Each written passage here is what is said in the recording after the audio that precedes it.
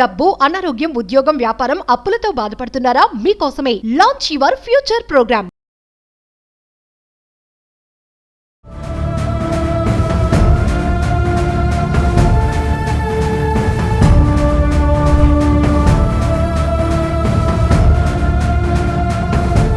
Hi hello నమస్తే, welcome back to Suman TV. మరి ప్రస్తుతం నేను సెంటర్ ఫర్ హ్యూమన్ సెక్యూరిటీ స్టడీస్లో రీసెర్చ్ ఇంటరిమ్ శ్రీకరి దగ్గర ఉన్నాను. తనతో మాట్లాడదాము. పాకిస్తాన్ ఇండియా వార్ అంటున్నారు. పహల్గామ్ ఇన్సిడెంట్ పైన తను ఏమనుకుంటుంది, అసలు యాజ్ ఎ యూత్గా తను ఎలా థింక్ చేస్తుంది, మరి వార్ కనుక ఇప్పుడు ఉంటే ఏంటి పరిస్థితి, ఇవన్నీ కూడా తన మాటలను తెలుసుకుందాం. హాయ్ శ్రీకరి. హలో అండి. శ్రీకరి, మరి పహల్గామ్ ఇన్సిడెంట్ చూసావు, మరి ఇంటర్వ్యూస్ కూడా చూస్తున్నావు కదా, చాలా వీడియోస్ సోషల్ మీడియాలో వైరల్ అవుతున్నాయి, మా ఛానల్స్లో కూడా చూస్తూనే ఉన్నావు. ఏమనుకుంటున్నావు అసలు ఇన్సిడెంట్ పైన, అటాక్ గురించి నువ్వేం చెప్తావు? సో ఫస్ట్ ఆఫ్ ఆల్ ఈ అటాక్ని మన ఇండియన్ హిస్టరీలో one of the biggest terrorist అటాక్గా చూడొచ్చు. అండ్ సెకండ్ థింగ్ ఏంటంటే, చాలా మనం ఇప్పుడు అటాక్ అయ్యాక ఆలోచించాల్సింది ఆఫ్టర్ ఎఫెక్ట్స్ ఏంటి, ఈ అటాక్ ఇలాంటి అటాక్స్ మళ్ళీ ఇండియా మీద కాకుండా ఉండడానికి మనం ఎలాంటి స్టెప్స్ తీసుకోవాలి. అండ్ అసలు ఫస్ట్ ప్లేస్లో అటాక్ ఎందుకు జరిగింది, టూరిస్ట్లనే ఎందుకు టార్గెట్ చేశారు, ఆర్మీని కూడా టార్గెట్ చేయొచ్చు, సిటిజన్స్ని కూడా టార్గెట్ చేయొచ్చు, అంతమందిని కాకుండా ఒక టూరిస్ట్ స్పాట్ని ఎంచుకొని ఆ టూరిస్ట్లనే ఎందుకు టార్గెట్ చేశారనేది మనం ఫస్ట్గా ఎవరైనా ఒక గవర్నమెంట్గా, ఒక కంట్రీగా, సిటిజన్స్గా మనం ఆలోచించాల్సిన మొదటి కొన్ని ప్రశ్నలు అవి ఉండాలి. అండ్ అసలు నన్ను అడిగితే నా ఒపీనియన్లో ఈ టెర్రరిస్ట్ అటాక్ అనేది కాశ్మీర్ టూరిజంని బాగా ఎఫెక్ట్ చూపిస్తుంది. అది వాళ్ళకి తెలుసు కాబట్టే దాన్ని అలా టార్గెట్ చేశారు. ఈ టెర్రరిస్ట్ అటాక్ తర్వాత విత్ ఇన్ ద కంట్రీ, మన దేశం లోపలే ఒక మతం మనుషులు చేసిన టెర్రరిస్ట్ అటాక్ వల్ల మన దేశం లోపల ఉన్న మనుషులు మత పేరు మీద గొడవలు స్టార్ట్ అవుతాయి, హిందువులు వెళ్ళి ముస్లింని కొట్టుకుంటారు, అదే మళ్ళీ ఒక చైన్ రియాక్షన్గా వస్తుంది. ఇది ఒకవేళ నిజంగా మన దేశంలో జరిగితే టెర్రరిస్టులు గెలిచినట్టే అవుతుంది. ఈ టెర్రరిస్ట్ అటాక్ని మనం ఆన్సర్ చేయాలి అంటే ఫస్ట్ ఆఫ్ ఆల్ అన్నిటికంటే ముఖ్యంగా మనం దేశంలో యాజ్ అ ఇండియన్ సిటిజన్ యునైటెడ్గా ఉండాలి.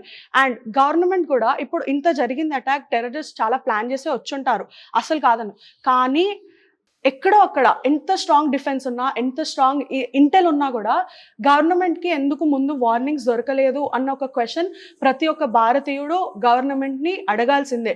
ఆ గవర్నమెంట్ ఈ పార్టీ ఆ పార్టీ అని కాకుండా యాజ్ అన్ ఇండియన్ గవర్నమెంట్ అంత ఇంపార్టెన్స్ ఉన్న ప్లేస్ కాశ్మీర్ ఎప్పటికైనా మన దేశంలో గత 70 yearsగా అదొక సెన్సిటివ్ టాపికే. ఎస్పెషల్లీ 2019లో ఆర్టికల్ 370 తీసేశాక ఇంకా సెన్సిటివ్ టాపిక్గా అయింది. అంత సెన్సిటివ్ ప్లేస్లో, అంతమంది టూరిస్టులు ఉన్న ప్లేస్లో మనం ఎందుకు ఎక్స్ట్రా సేఫ్టీ పెట్టలేదు? ఓకే, పెట్టలేదు, అక్కడెక్కడో ఒక 0.1% మిస్టేక్ జరిగింది. కానీ ఇప్పుడు టెర్రరిస్ట్ అటాక్ అయ్యాక గవర్నమెంట్ ఎలా స్టాండ్ తీసుకుంటుంది అనేది గవర్నమెంట్ కూడా బ్యూరోక్రటిక్గా ఒక పాలసీ పరంగా ఆలోచించి కూర్చొని మాట్లాడాలి అని నేను అనుకుంటున్నా. ఎందుకంటే violence is never an answer for violence. వాళ్ళు చేశారు వైలెన్స్, వాళ్ళు ఒక మతం మీద హేట్రెడ్తో వాళ్ళు వైలెన్స్ చేస్తే మనం కూడా ఇప్పుడు వాళ్ళు మన మీద వైలెన్స్ చేశారని అదే హేట్రెడ్తో ముందుకెళ్తే వాళ్ళకి మనకి డిఫరెన్స్ ఏంటి? మనం డిఫరెన్స్ చూపించాలి అంటే మనం వాళ్ళు ఎంచుకున్న మార్గం మనం ఎంచుకోవద్దు. వాళ్ళకి మనకి మొదటిగా వచ్చే డిఫరెన్స్ అక్కడే వస్తుంది. అండ్ యాజ్ అ సిటిజన్ ప్రతి ఒక్కరూ ఆ రెస్పాన్సిబిలిటీ తీసుకోవాలి దట్ నీ దేశం లోపల నువ్వు ఆ పీస్ని కాపాడాలి. అక్కడెక్కడో వేరే దేశం టెర్రరిస్టులు వచ్చి అక్కడ కొందరిని అటాక్ చేశాక మనం ఇక్కడ ఉండి ఇంటి పక్కన వాళ్ళని లేదా మన చుట్టూ ఉన్న కలీగ్స్ని, స్టూడెంట్స్ని అటాక్స్ చేయడం, వాళ్ళ రిలీజియన్ బేస్డ్ మీద అటాక్స్ చేస్తే వాళ్ళకి పెద్ద డిఫరెన్స్ ఉండదు. సో ఆ డిఫరెన్స్ గురించి మనం ఆలోచించాలి, ఆ డిఫరెన్స్ ఎస్టాబ్లిష్ చేయాలి. అండ్ ఆ టెర్రరిస్ట్కి వాళ్ళ పెద్ద డిఫీట్ ఎక్కడ వస్తుంది అంటే యాజ్ అ కంట్రీ మనం స్ట్రాంగ్గా నిలబడి religion, cost, creed, birth place ఇవన్నీ పక్కకు పెట్టి ఒక కంట్రీగా నిల్చొని వాళ్ళకి కౌంటర్ ఆన్సర్ ఇస్తేనే that will be the ultimate answer పాకిస్తాన్కి కానివ్వండి, టెర్రరిస్ట్ గ్రూప్కి కానివ్వండి. అండ్ టెర్రరిజం అనేది ఎప్పుడూ ఒక రిలీజియన్ని పట్టుకొని ఉండదు. ఆ రిలీజియన్ ఐడియాలజీని ఎక్స్ట్రీమ్ ఫేజెస్కి తీసుకెళ్తేనే దాన్ని టెర్రరిజం అని అంటారు. ఆ ఎక్స్ట్రీమ్ ఫేజ్కి తీసుకెళ్లకుండా ఒక మనిషిని ఎడ్యుకేట్ చేస్తే, వాళ్ళకి బేసిక్ ఎడ్యుకేషన్ ఆన్ హ్యుమానిటీ, ఒక సొసైటీలో యాజ్ అ హోల్ ఎలా బతకాలి, హ్యూమనిజంని ఎలా ప్రివేల్ చేయాలి అన్న బేసిక్ నాలెడ్జ్ ప్రతి ఒక్క సిటిజన్కి ఇస్తే, ఇండియన్సే అవ్వనివ్వండి, పాకిస్తానీసే అవ్వండి, ఏ కంట్రీ వాళ్ళు అవ్వనివ్వండి, ఎడ్యుకేషన్ అనేది ఫౌండేషన్గా ప్రతి ఒక్కరికి స్ట్రాంగ్గా ఉంటే ఇలాంటి స్ట్రాంగ్ ఐడియాలజీస్ వైలెన్స్కి దగ్గర అవ్వాలి లేదా ఇలా టెర్రరిజంకి దగ్గర అవ్వాలి అన్న ఐడియాలజీస్ ఎవరికి వాళ్ళ మెదడులో రాకుండా ఉంటాయి. సో ప్రతి ఒక్క గవర్నమెంట్ దీన్ని చూడాలి. ఎస్పెషల్లీ ఇండియా ఇప్పుడు మనము అన్ని రకాలుగా స్ట్రాంగ్గా ఉన్నాం. లైక్ మనకి ఇంటర్నేషనల్ కూడా వేరే దేశాల నుంచి సపోర్ట్ కూడా జరుగుతుంది ఒకవేళ వార్ వస్తే.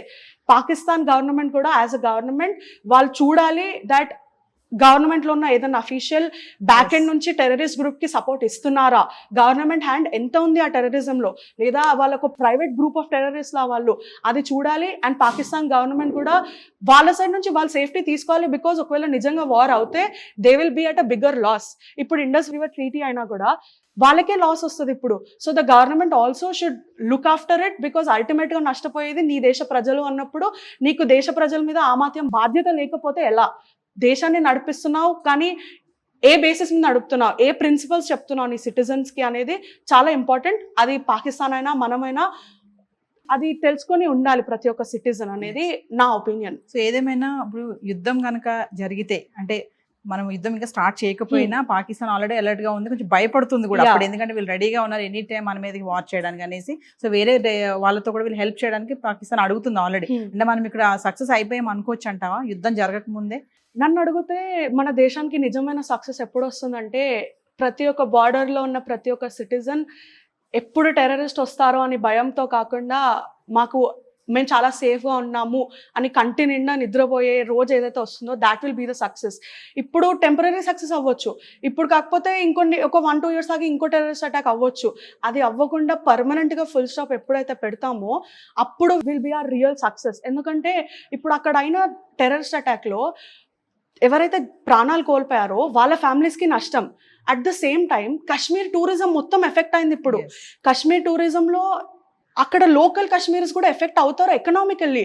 ఇప్పుడు కొందరు స్టేకేషన్స్ పెట్టుకుంటారు వాళ్ళ ఇళ్లలో, కొందరు ఆ లోకల్ ఆర్టిసన్స్ అమ్ముతారు, వాళ్ళందరూ జీవితాలు ఆగిపోయినట్టే కదా, వాళ్ళ బ్రతుకు తెరువులు అన్ని ఆగిపోయినట్టే అక్కడ. సో చాలా మంది ఎఫెక్ట్ అవుతారు. ఇది ఒక సింగిల్ డిమెన్షన్ నెగిటివ్ ఎఫెక్ట్ అనేది ఉండదు. 360 degrees ప్రతి ఒక్కరు డైరెక్ట్ గా ఇండైరెక్ట్ గా ఎఫెక్ట్ అవుతారు. ఈ ఇష్యూ మీద ప్రతి ఒక్కరు మాట్లాడాలి.